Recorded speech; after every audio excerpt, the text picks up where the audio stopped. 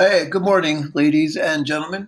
This is Mr. Kaiser right here. How are you doing? I'm trying out this new Screencastify. I think that's its name. Want to go through, first off, I hope you're well and hanging in there and getting stuff done.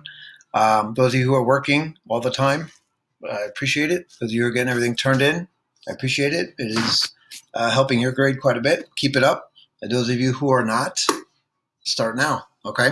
Because grades are going in. So this chapter is about deviance and social control, and basically how we respond to, as society, how we respond to people doing things that they're not supposed to do. That's basically what it boils down to.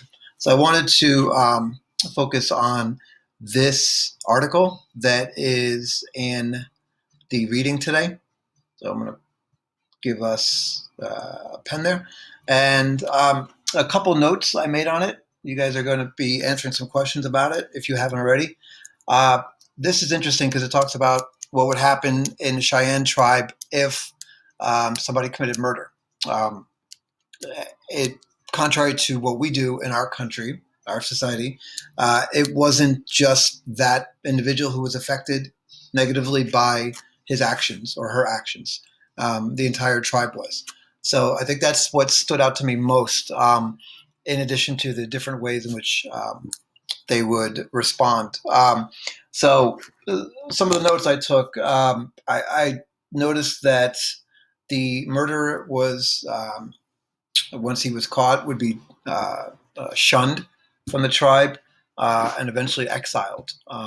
They had some beliefs about things like as far as like not sharing a pipe from the murderer or with a murderer, not sharing a cup that the murderer had drunk from.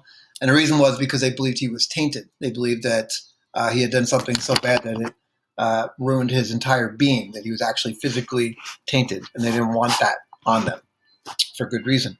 Um, so I just basically want to see what you guys think. I'm looking forward to reading your responses.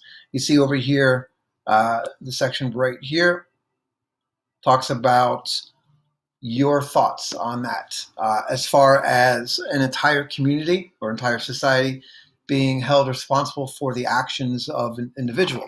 We don't really do that nowadays. If my son or daughter was to murder someone, it would be completely on them. Obviously, I would feel guilt and I would feel somewhat to blame, but there would be no actual consequence for me. And so it was much different in the Cheyenne tribe. And I want to see what you think about that. I want to see if you think that we would benefit as a society if we did hold families and even communities responsible for the actions of people who murder or commit other crimes. Um, the question down here specifically says, would you favor similar laws in the U.S., such as those making parents accountable for their children's actions? Why or why not?